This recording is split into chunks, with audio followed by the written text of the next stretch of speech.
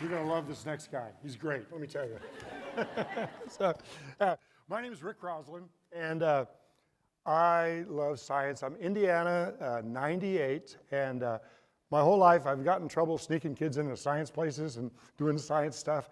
I love science. My motto is, science is for everyone, and I really believe it. But I want to tell you a secret. I'm really a big deal if you're 10 years or younger. I mean, I got the 10 and under crowd covered. That's my jam. You know, and I'm a baby whisperer too. I think it's something about teaching. I see into babies and babies see into me. And so I'm available for babies. I got 2 grandbabies, which is the light of my life. But I'm here to tell you a secret. I actually have 8,000 elementary students that love me and think I'm their science teacher.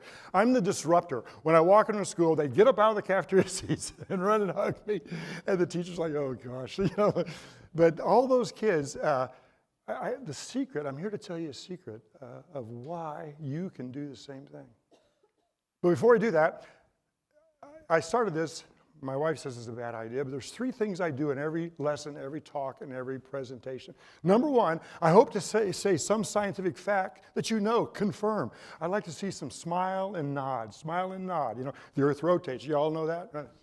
Smile and nod. I like to also say something that you go, huh?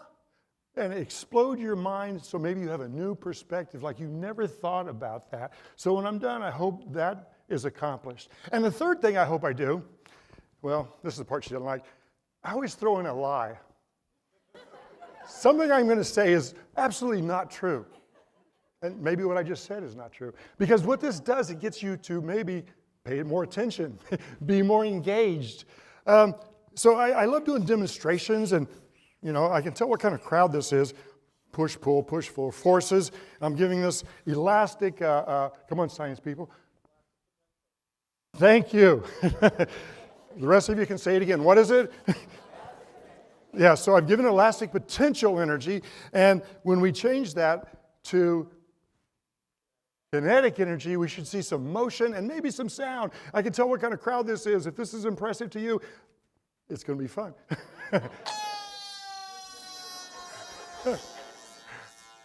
So,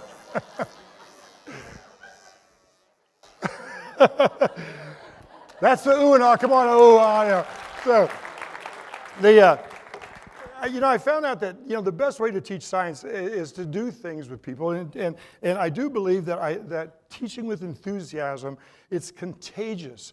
Kids, if you love what you're doing.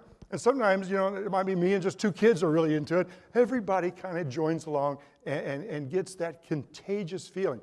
But why do I love science? I love science because it's my way of changing the world and making it a better place. I'm never going to be a microbiologist. I'm never going to be a true paleontologist, although I've done dinosaur digs. But I can excite a child in one of my classes, or my experience, to go on to be that person, to change the world. That's one part of it. The other part of it is, in science teaching, and as we know, coming out of this pandemic, we need to do a lot of work of what science is and what science can do. Because this world is in such a great place because of public health and medicine and science. But what we haven't done enough work on is our social studies friends here have to help us, because science has to be framed in the society so people understand science. I love science. It helps me with curious questions. And this is kind of weird. Science says, question everything. Why? Never mind. But kids, I can't do anything without questioning things, but your enthusiasm sometimes can be a problem. So I have, over the years, taken kids, in fact, I start this Monday. I take kids for 40 years on summer science safari. The fossils I've been giving out are from one of these trips. And so it's about a 2-hour drive to southern Indiana, and when we get there, it's like you have one rule: don't fall. Number 2, anything you can get on the bus, you get to keep. And so we just load it up. But on the way down there, my favorite fossil, I tell them about the trilobite. Oh, the trilobites are so cool. There's all kinds from all over the world. They have 3 lobes. And I sing the praises of the trilobite. When we get there, everybody's trilobite, trilobite. I didn't know what I was doing with my enthusiasm, because we get there, we unload, the first kid runs up and says, hey, is this a trilobite? No, Brachiopod. Next kid comes running up, hey, is this a trilobite? No, Brachiopod. Third kid, is this a trilobite? No, horned coral. Pretty soon, they stopped coming up to me.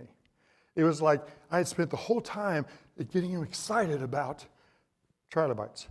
The ride home was not that good. I was like, darn, that was a beautiful sight, beautiful experience.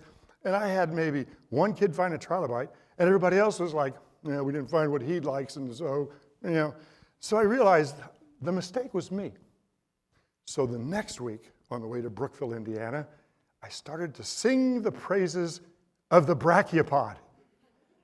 The Brachiopod, Brachiopodia ponderosa. Oh, these are so cool, they're in the Smithsonian. Some of you may be lucky enough to have a Brachiopod in your pocket, 5 times older than dinosaurs. In fact, if you count the rings, or scientists have actually studied the different calcification, that maybe the Earth was only 10 hours back 400 million years ago. And so, man, brachiopods. Everybody was like going crazy for brachiopods. We get off the bus, first kid, is that a brachiopod? Second kid, third kid, every kid had a brachiopod. Now, what I didn't tell them was 99% of that whole mountain we're digging on were brachiopods. But I will tell you this, our ride home was a really good trip, and there's some of the brachiopods, and from now on, you guys have your own brachiopod. But thanks to Yvonne and some of you guys, I'm going to do a little bit bolder. Why not? I'm going to be a little bit bolder. So, I have another name besides Rick Crosslin. Guy's a science man. I'm known as the Science King. And so, I don't know if this will work. It's going to be bold, I hope. So,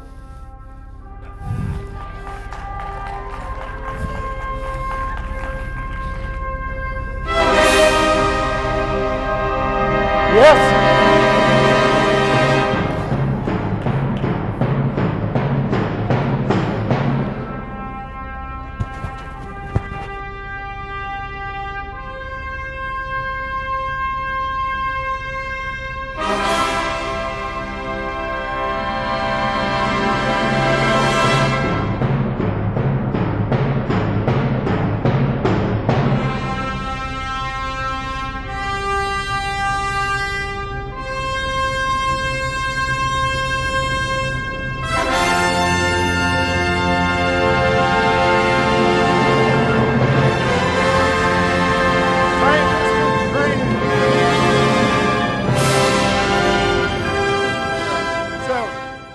T-shirt for Monday, so you guys are the first one to see my T-shirt, because I believe all of us are scientists in training and learning about science. And my daughter, back in 1980, she drew that bust for me, so this has a lot of good meaning. And so I can't wait till Monday morning when this happens.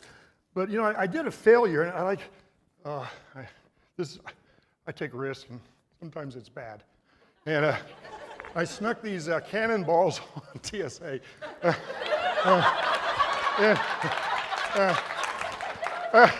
This happens to me every time I'm traveling. What do you got there? No, tennis balls. So, Jada, thank you for volunteering. It takes courage to volunteer. But be careful, because these things are dangerous. If we drop them, they're pretty heavy. So you got to, oh, jeez. Don't drop it. I won't. Okay, so I had a title on last night and said E equals MC squared. So they're heavy. So give it some kinetic energy, and you guys will hear 2 energy transfers. Ready? Don't hit your fingers.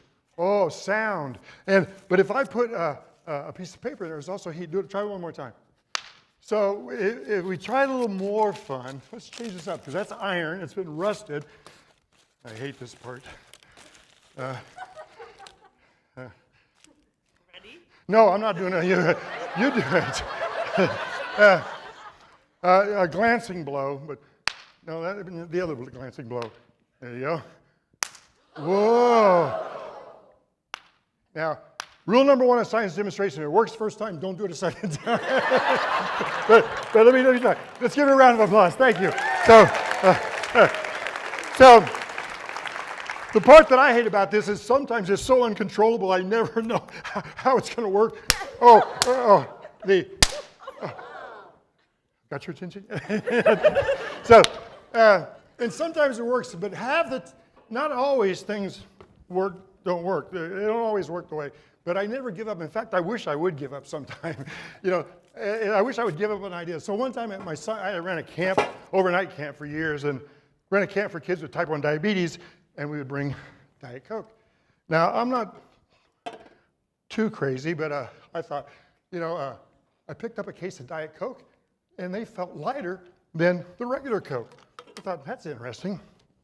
Maybe we should investigate. And so what I ended up doing here was, if you put this Diet Coke in, both same size, same shape, math people, congruent, 355 milliliters. One has sugar, 49 grams, aspartame. And so I thought, if this one's lighter, what will happen? You're supposed to say, ooh, come on. Now I'll do it again for effect. Ready? Yeah. Now this one is the other one. So that was a cool question. 1 minute. Okay. And thank you very much. No.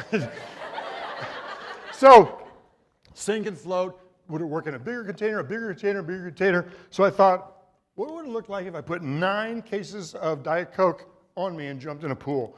And what it looked like was kind of hard to walk. 2, 1.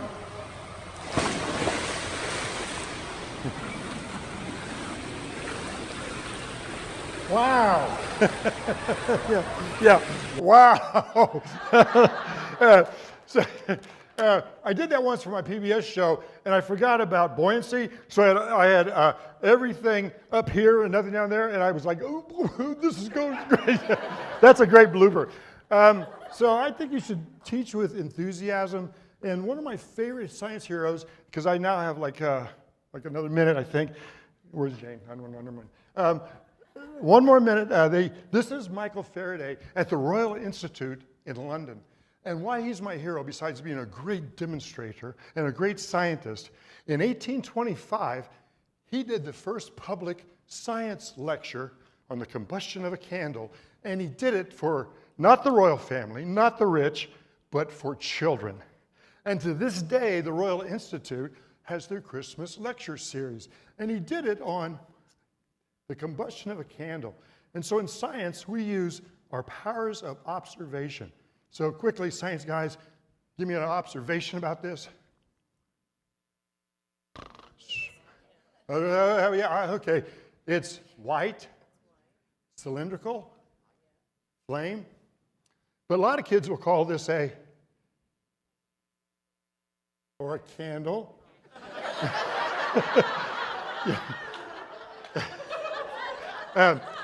Or a candle. But that is an inference, and we do have inferences in science, but I'll tell you, the thing about the science I like is to figure things out, because your inferences are not always correct. So, I hope that you teach with enthusiasm. You can change the world. Thank you.